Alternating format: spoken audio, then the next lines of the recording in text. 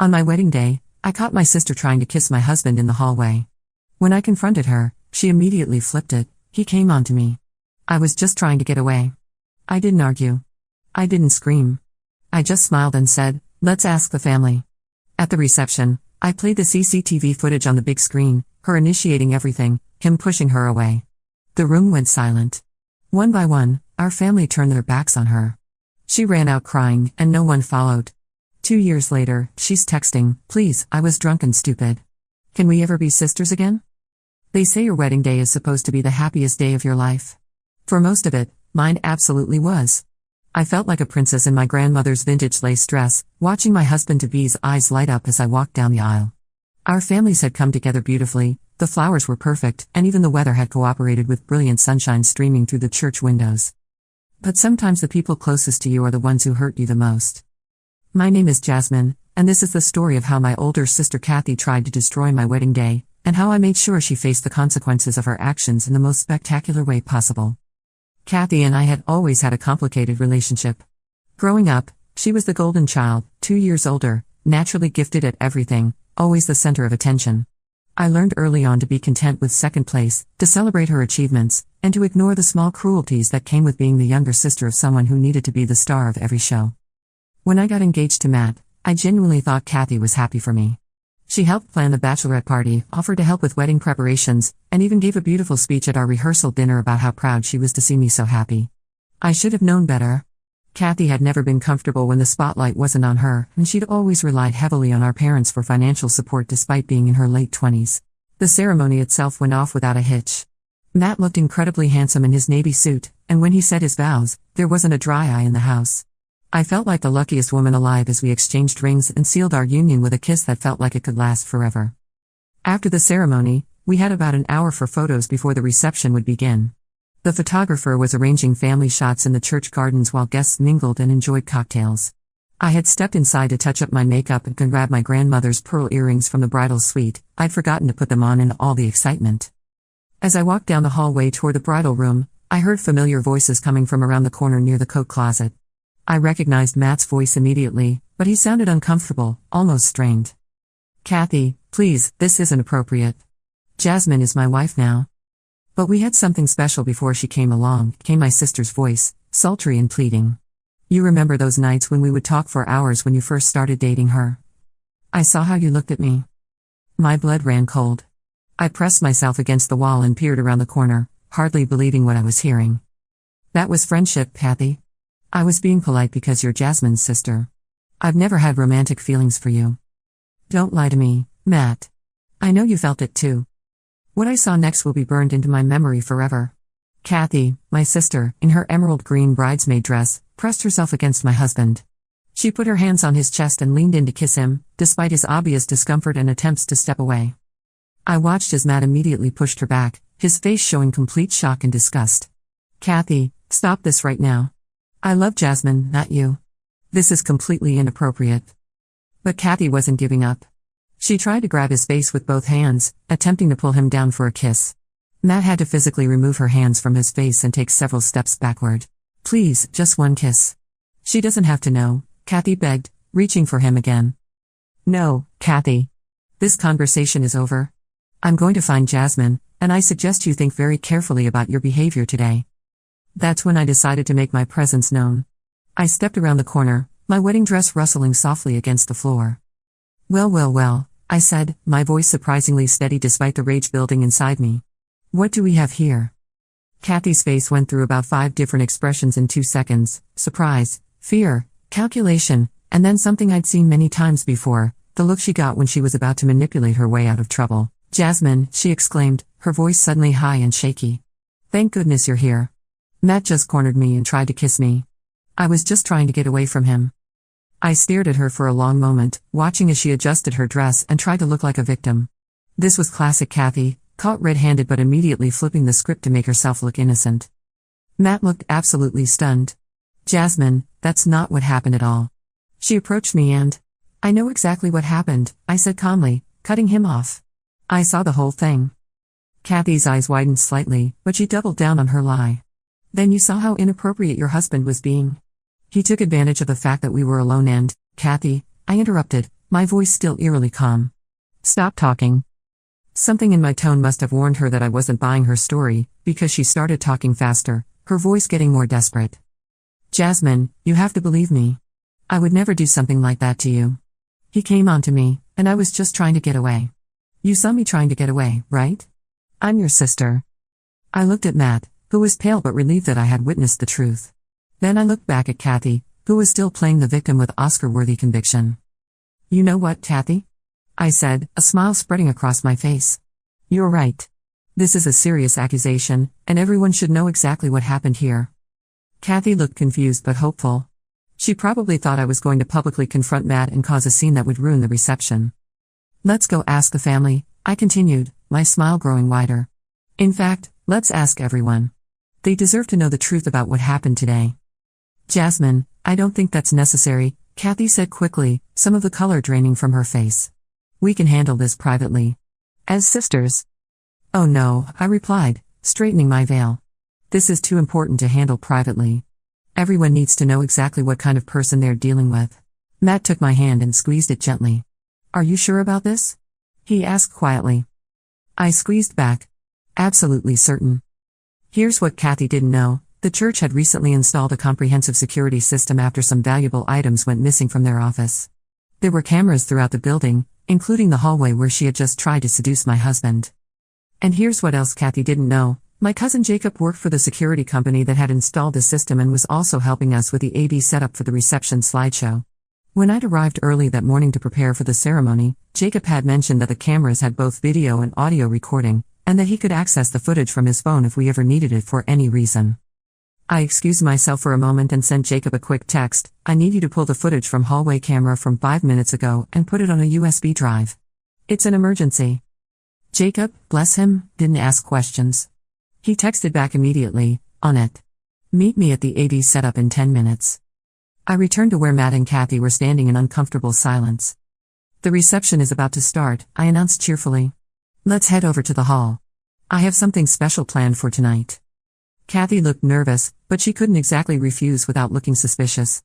The three of us walked to the reception hall together, and I have to say, my acting skills were superb.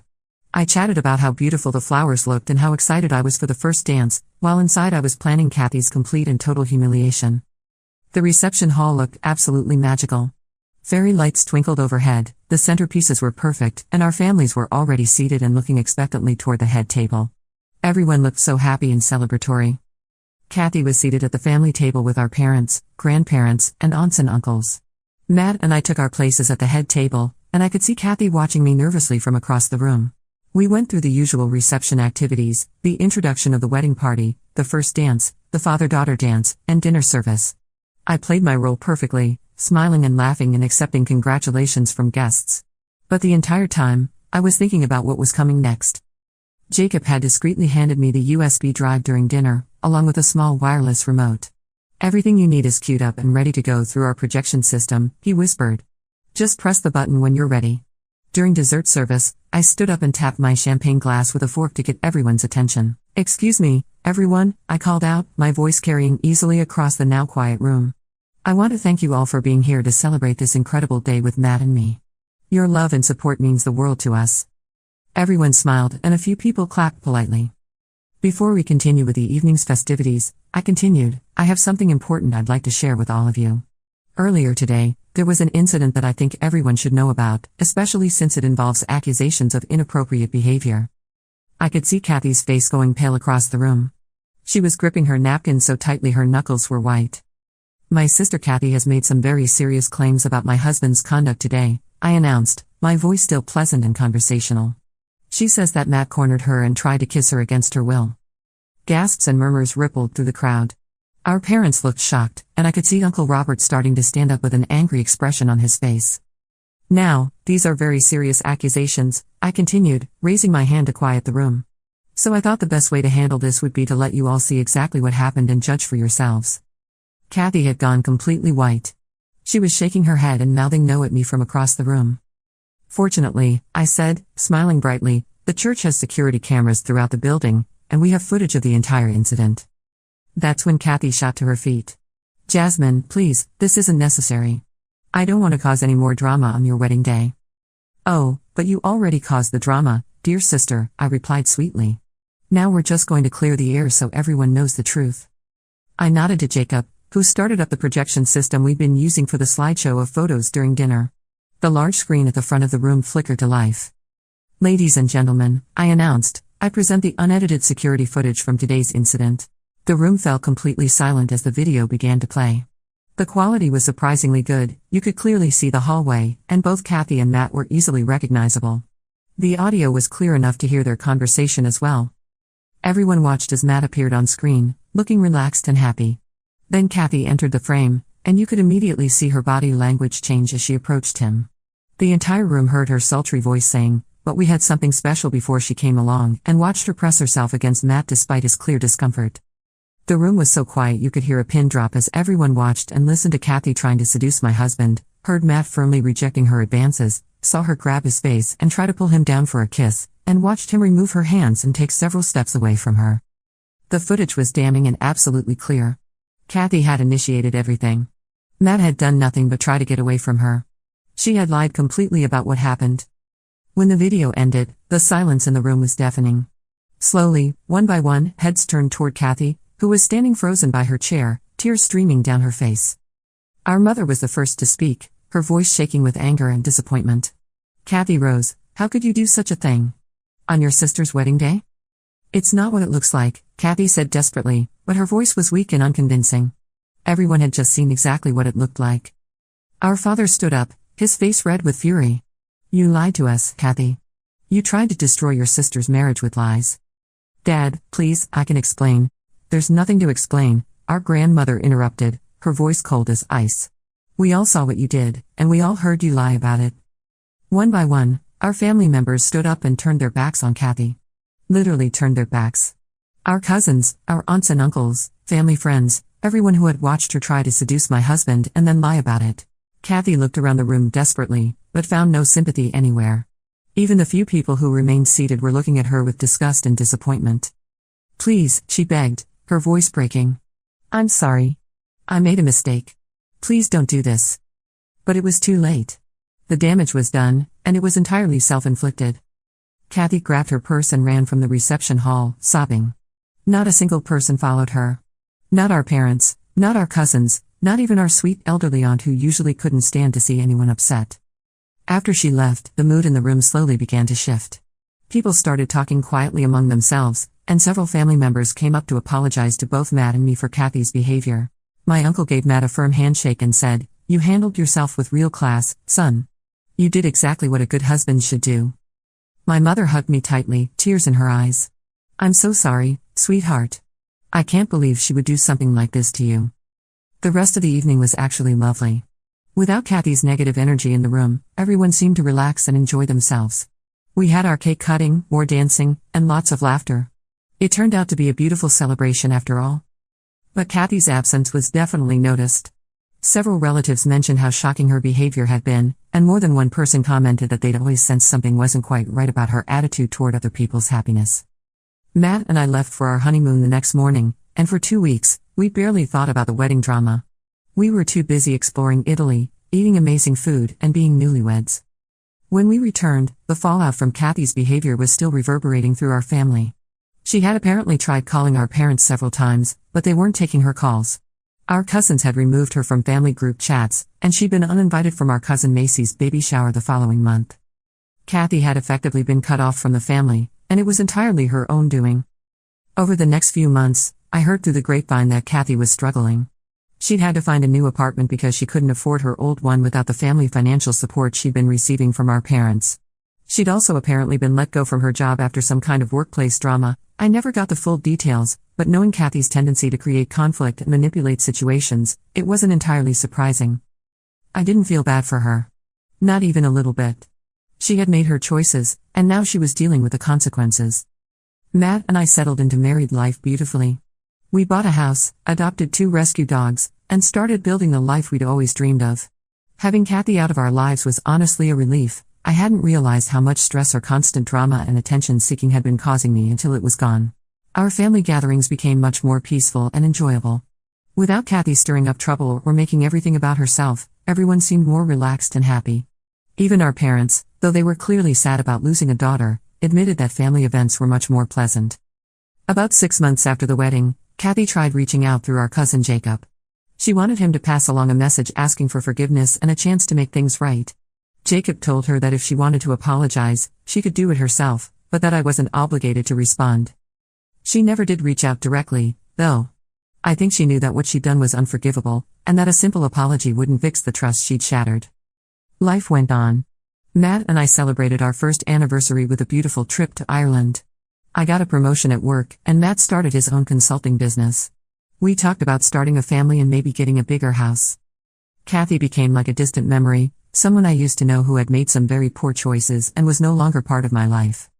Then, almost exactly 2 years after my wedding day, I received a text message from an unknown number. "Jasmine, it's Kathy. I know I'm probably the last person you want to hear from, but I'm hoping you'll give me a chance to explain. I was in a really dark place 2 years ago, and I made terrible decisions. I was struggling with some personal issues and I had too much to drink that day. I know that's not an excuse, but I want you to know that I've been getting help and working on myself. I miss you so much, and I miss our family. Is there any possibility that we could ever be sisters again? I understand if you can't forgive me, but I had to try. I love you, and I'm sorry for everything." I stared at the message for a long time, feeling a complex mix of emotions. Part of me felt a tiny flicker of the old bond we'd shared as children. But mostly, I felt nothing but disappointment and exhaustion. Kathy's text was classic Kathy, full of excuses and self-pity, with just enough genuine emotion to make you want to give her another chance.